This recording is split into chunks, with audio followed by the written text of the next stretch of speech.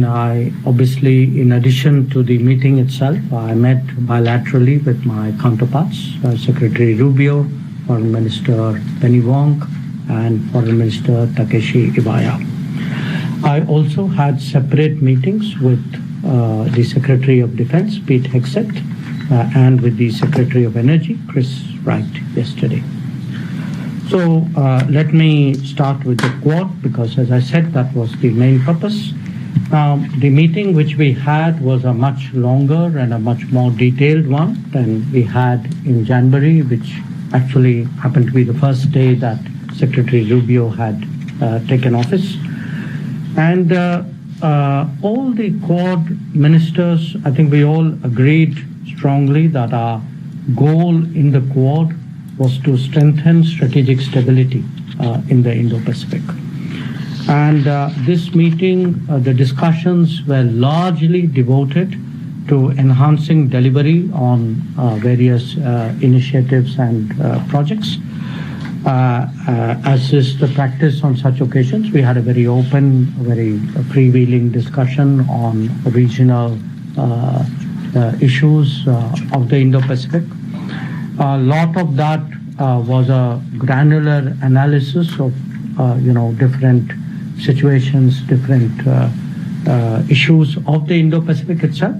But again, in the light of recent developments, it was natural that we also spend some time discussing the Israel-Iran conflict, also what the U.S. had done in Iran. Now, while our meeting was taking place, there was in parallel a Quad business roundtable on critical minerals, and there were companies from all the four Quad countries which were present at that roundtable. Now, in terms of Quad, of course, in its current incarnation, it's been there since 2017. It has grown steadily. All of you are aware of it. But I just want to flag some recent developments, because people often ask, saying, okay, how is it deepening? How is it progressing? So let me highlight some of them. One, we launched the Quad Critical Minerals Initiative, and this would be focused particularly on the mineral recovery, which is very important for all of us. Second, there's the Quad Indo-Pacific Logistics Network that was launched earlier in the year, and we decided it will hold its field training exercise, first field training exercise fairly soon. It had held its tabletop exercise in May. Then there is the Quad at Sea Ship Observer Mission. This involves our Coast Guards, and that's recently launched from Palau to Guam. So we recognize that as an important step in Coast Guard cooperation. Then there is a maritime legal dialogue at the expert level, which will be held in India, right? It is virtual, sir. Achha, it's virtual, okay, later this month.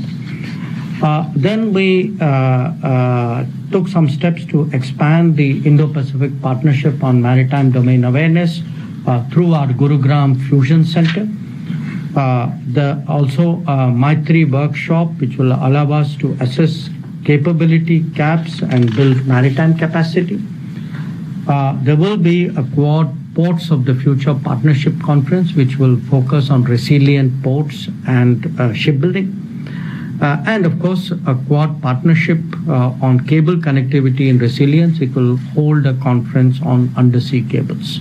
So as you can see, the Quad members are all, fundamentally maritime nations. A lot of what brings us together, the Indo-Pacific, is the maritime facet of our capabilities, and most of what you can see as steps of advancement are in the maritime area.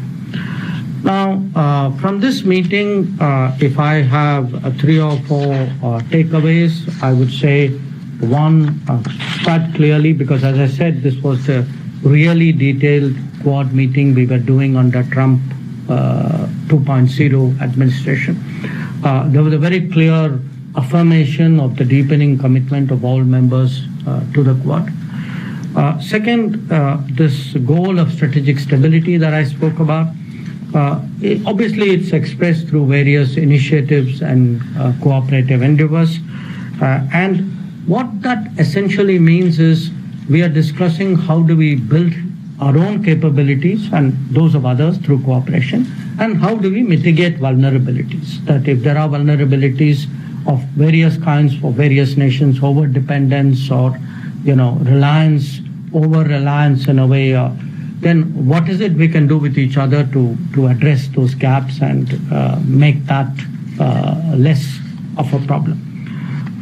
The Quad architecture has been, because Quad has grown in the last 8 years in a sort of very organic fashion. So every time there's a meeting, there are new ideas, something is set up, there's a discussion, some project is done, some new cooperation is started. So the feeling was, look, it's got a bit messy, so let's streamline it into 4 clear streams.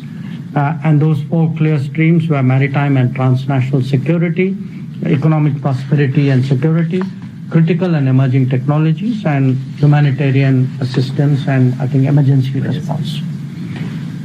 We also expect to hold the Quad Summit in India later this year. And we had a useful discussion about preparing for that. There was, we tabled some ideas, so did others. We had a discussion. Obviously, those ideas have to take form before I'm in a position to share that with you. So that was, the sum and substance of what happened on the Quad side. In terms of my bilateral meetings, I had a good session with Secretary Rubio. And we essentially did a stock taking of the last 6 months and, what do we do to go, look ahead. And this included a discussion on trade and investment, on technology, on defense and security, on energy, and on mobility. Now, defense and energy are 2 subjects where, particularly with the US, I think they're substantive enough to warrant a separate meeting with their secretaries, which is why I had a meeting with Secretary Hexet and with Secretary Brandt. I also had very useful conversations with my other 2 counterparts, Penny Wong of Australia and Takeshi Iwaya of Japan. In both cases, obviously, whatever are the particular bilateral issues in those relationships were the subject of our discussions. We talked about visits which were due on either side, preparing for the meetings of our Prime Minister, which are also impending. So overall, I would say, for me, it was a very productive day yesterday. And, in terms of the evolution of Quad, I think it was, again, a step forward. Not just, I would say, in terms of a sort of another meeting of the Quad, but in many ways it was a sort of a house cleaning and a way of making it more efficient. There was we were self-auditing ourselves and saying, okay, how do we deliver better? How do we make it more efficient? So that's the spirit really in which we approached this particular meeting. So that's what I had to share with you. I'd be very happy to respond to any questions that you may have. Please can you introduce yourself by name before you begin? Foreign Minister, thank you. Shashank Pandey with the Hindustan Times. So could you tell us a little bit about the substance of the Quad's discussions on the Pahalgam terrorist attacks as well as the Operation Sindoor? What was said to you by your counterparts from the other foreign ministries? Well, we had you saw that it was something which I spoke about publicly in my remarks. It's also reflected in the joint statement of the Quad Foreign Ministers meeting. And essentially, with each of my counterparts, I had shared with them the sense that, look, the nature of the terrorist challenge, the fact that we have confronted it really over multiple decades, and that we are very resolved today to respond to it very firmly, and that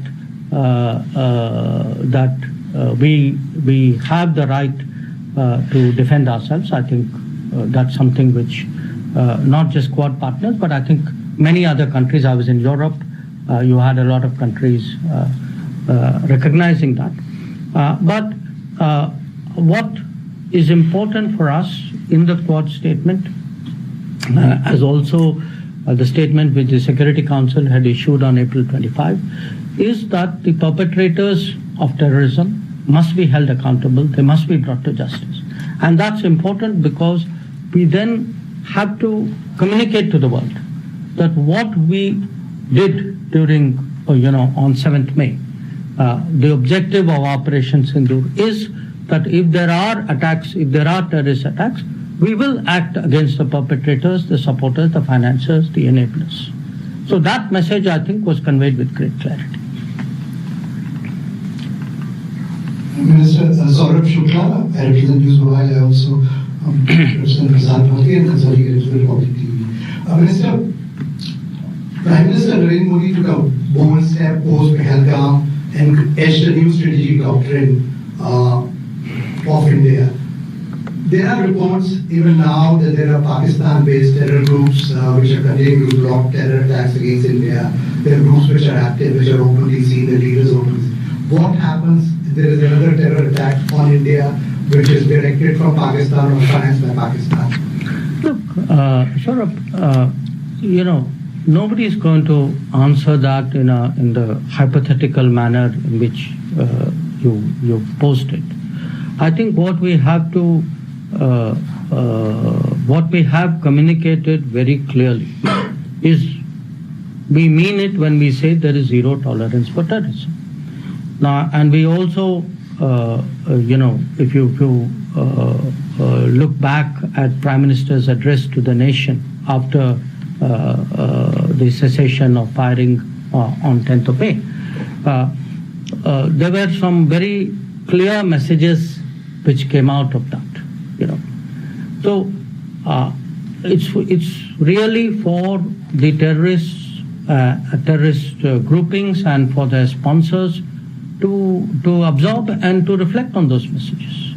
Now, I don't think we are going to spell out if this happens, we will do that. I mean, no government does that. Thanks, Neil. Good to have you back in DC. Next from the National Navy Lawsuit. My question is again on Pakistan.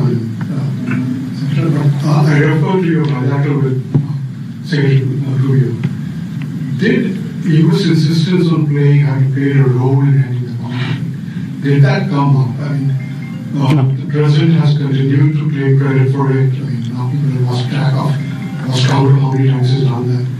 And did that come up? I mean, because there has been some indication from our side, or India's side on this. No, that issue did not come up.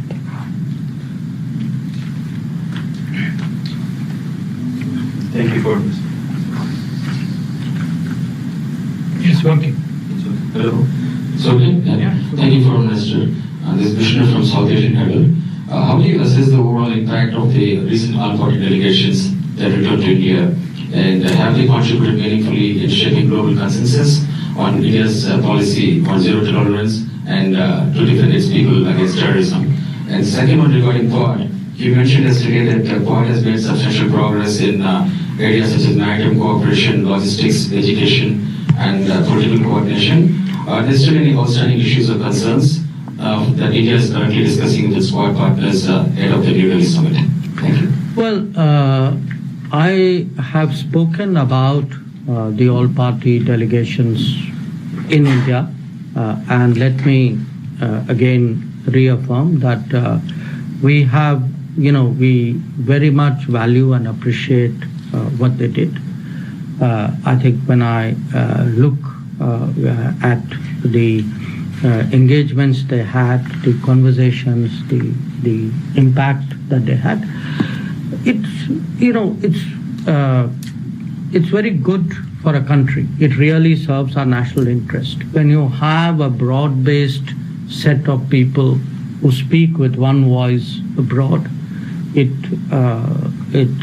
conveys a strong message of national unity.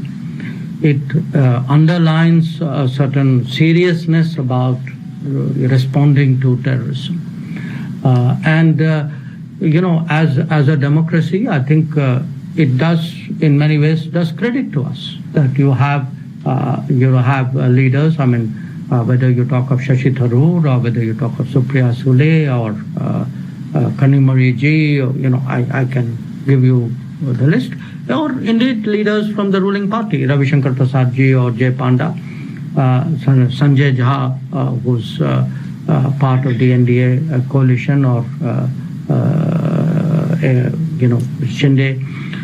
Look, all of them, and again, if you look at the members, you had a diversity of people, and you had many people again who have some earlier association with foreign affairs. Salman Khurshid, Anand Sharma, people like Ghulam Nabi Azad, who are well known in many ways. So what it did, and you had some ambassadors as well, former ambassadors. So if you look at the entirety of that initiative, I think when you had a set of people with a track record, with that diversity, you actually saw the political pluralism of India come together on an important issue and send a strong unified message. And I think that was something really great, and it's something which, I mean, quite apart from being a minister, honestly, as a person, as an Indian citizen, I applaud that. On the Quad issue, look, what happened, the way Quad has worked, we started, it's a very, in some ways, a unique organization.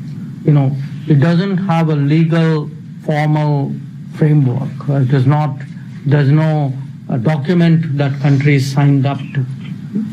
So what has happened from the start is we met, it was very comfortable, there was a certain commonality of purpose, there was a common ground which we were covering, there was a convergence of interests which drove us. And every time we have met, and in between meetings, our officials keep talking to each other, we have built up an agenda. And so when you ask me, if you've done this, what remains to be done? Well, there's a universe of things remaining to be done, because it is not like there's a limit. It's not like we have 10 tasks and we have done 5. I think the more we develop the Quad, many more possibilities really would open up. And sometimes the possibilities would reflect the need of the day. I would say 5 years ago, maybe undersea cables was not such a big deal. Today it is.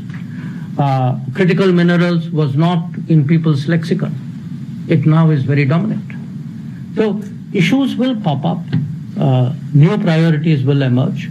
Sometimes old ones which were not addressed will also be looked at. So in that sense, I mean, in a good way, you make it up as you go along. You are very open-ended.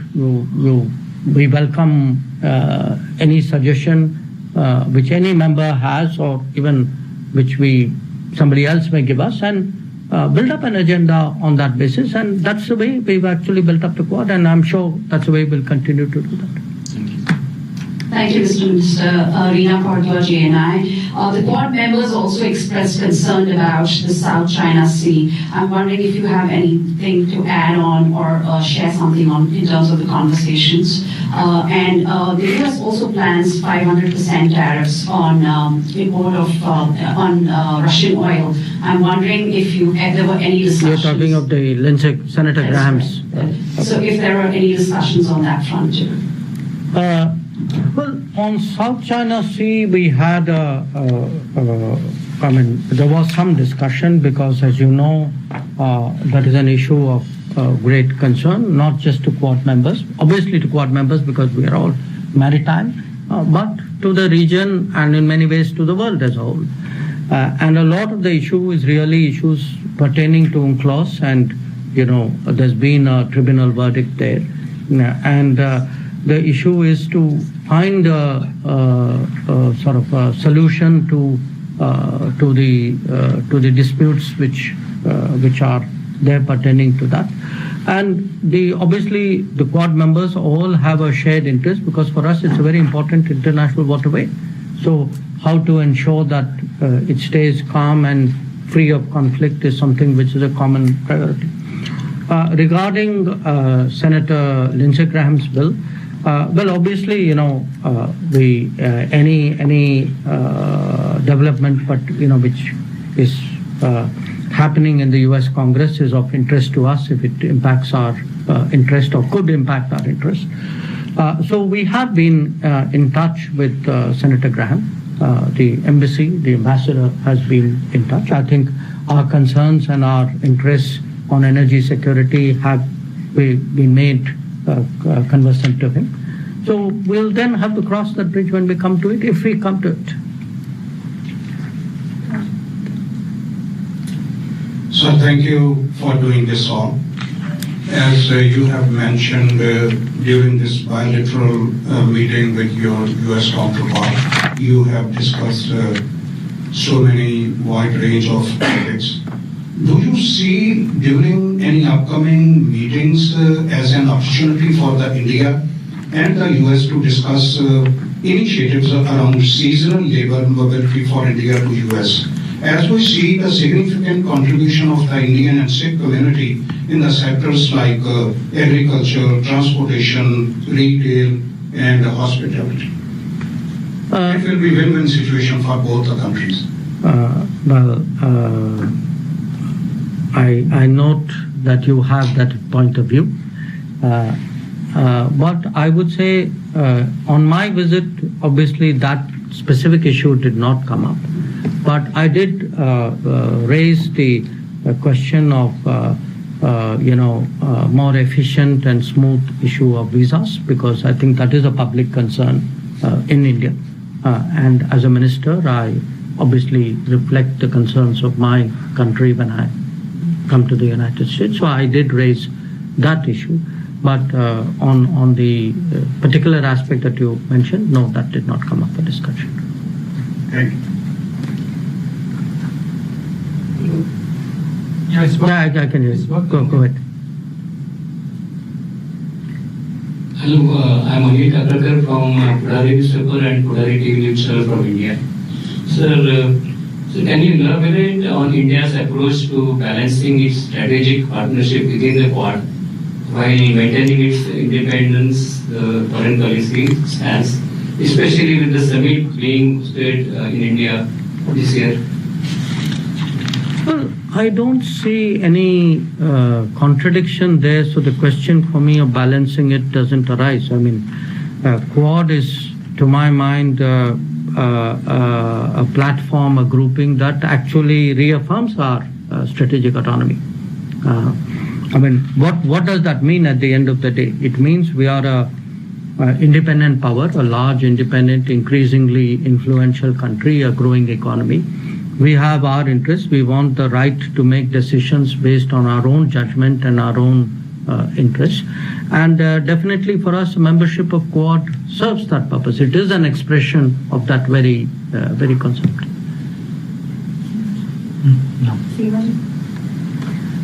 Seema Siruri, Economic Times. Mr. Minister, yes, on this beginning.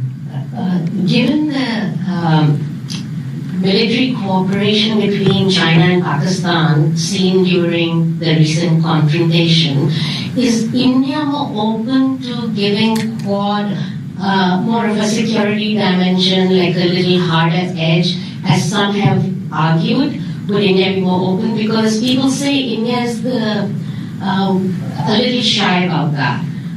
The other question is about the 3 Quad members having various kinds of problems with the 4th, that is the US. Australia is under review with AUKUS, and Japan has been asked to do more defense spending. They cancelled their 2+2 dialogue. India has a host of political issues that came up in the aftermath of Operation Sindoor. How did that play out in your meetings? Does that cast a shadow? And one last throwback question on China. We don't know where the Trump policy is going on China. if Quad's main purpose is to sort of create an alternative and prevent hegemony by China in Asia, how are we supposed to understand what's happening right now? So let me reflect on what you are saying. You are saying on the one hand, people among the Quad, there are issues among the partners, and then you are saying, so therefore, are you going to do more with the United States, though you have more problems? Seems to, the way you put it, which I don't agree with.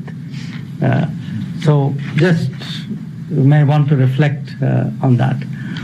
So here's my point. Look, first of all, anything which happens between China and Pakistan, I don't see that as frankly shaping our Quad decision making. You talk about people say, people say a lot of things. It's a free world, almost. I can only say what is our thinking, which is that for us, Quad serves a purpose, that by working with these three partners, we actually advance our national interests and a collective good in the Indo-Pacific. As I said, we strengthen strategic stability in the Indo-Pacific. So when you speak about, issues between countries, you mentioned US and China. Well, I think if we are strengthening strategic stability in the Indo-Pacific, that in some ways perhaps even deals with the concern that you have. So look, in a world which is more uncertain, which is more volatile, more unpredictable, anything which is a factor of stability, predictability, anything which adds to the stable side of the ledger, I think is welcome. And Quad is very much a platform that contributes to that. Whether among the Quad partners there are issues or not, when you have relationships, what happens between the rest of them is not my business, it's for them. I can only speak for myself. When you have big relationships with countries, the relationships will not be free of issues. I think the strength of a relationship is not its freedom from problems. It is the ability to address those problems and then keep that trend going positively. And I would, definitely make the case with the United States that has been so, that over successive administrations, and it's not like we've not had problems with the earlier ones, but we have been constantly able to address those issues and move forward. So the answer to uncertain, predictable world is not to, say, okay, so you should tie yourself closely to this policy or to that country or take a knee-jerk response one way or the other. That's not the way strategic decisions are made.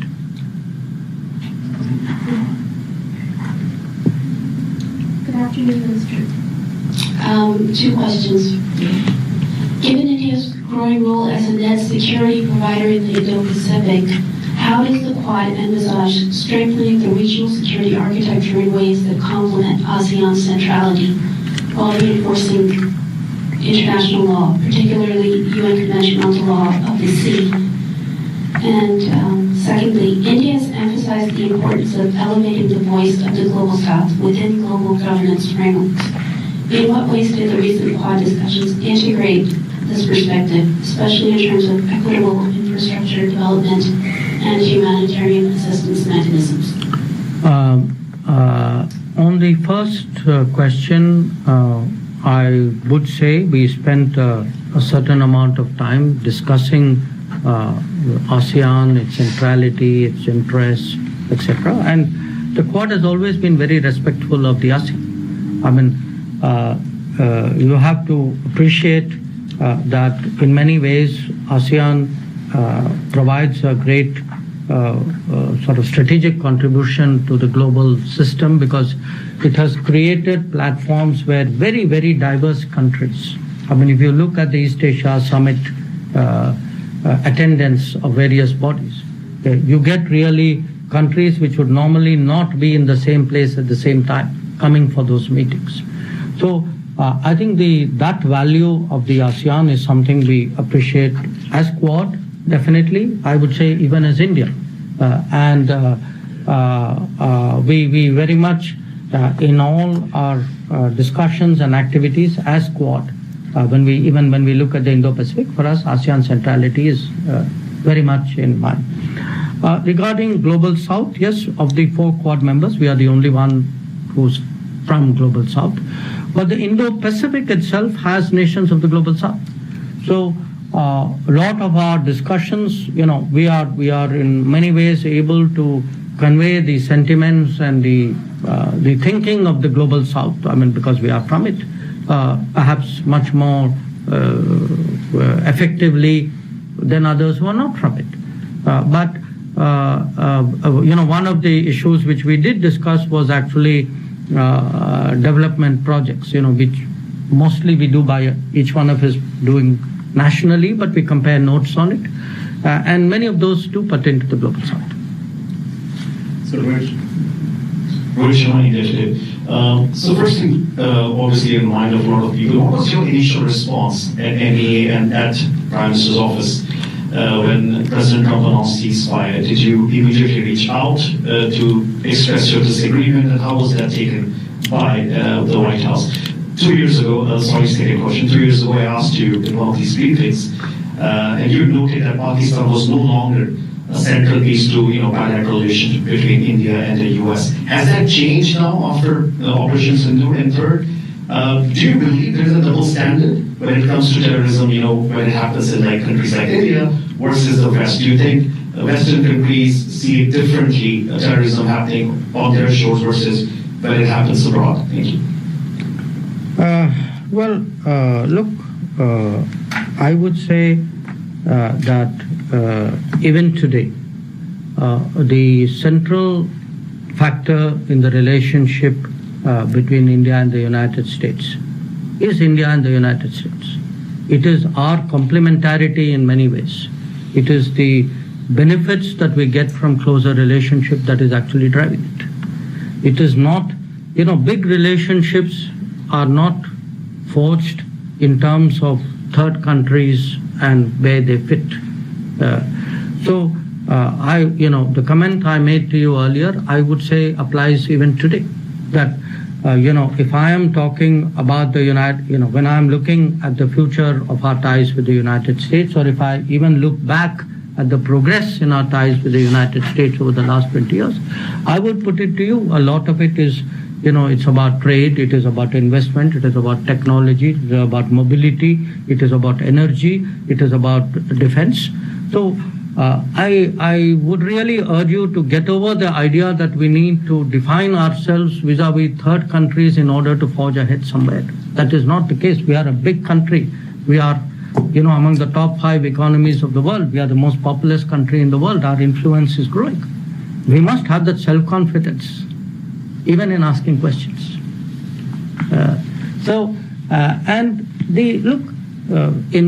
I think the record of what happened at that time was very clear. The ceasefire was something which was negotiated between the DGMOs of the 2 countries. So I will leave it at that. And on the terrorism issue, again,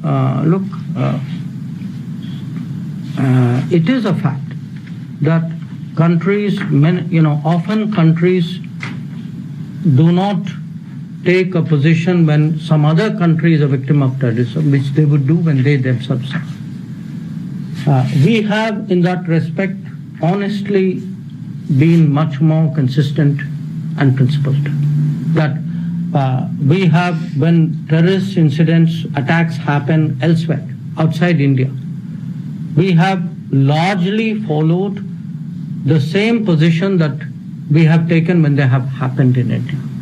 So, is your point that others are others not doing it? My answer to you is yes, you are right. Many of them are not doing it or not doing it sufficiently enough. And part of diplomacy is to exhort them, encourage them, persuade them, motivate them to do that. And which is why it's important to speak up, and which is why it's important to carry them with us to the best possible degree. Thank you, everyone. That's all the time we have today.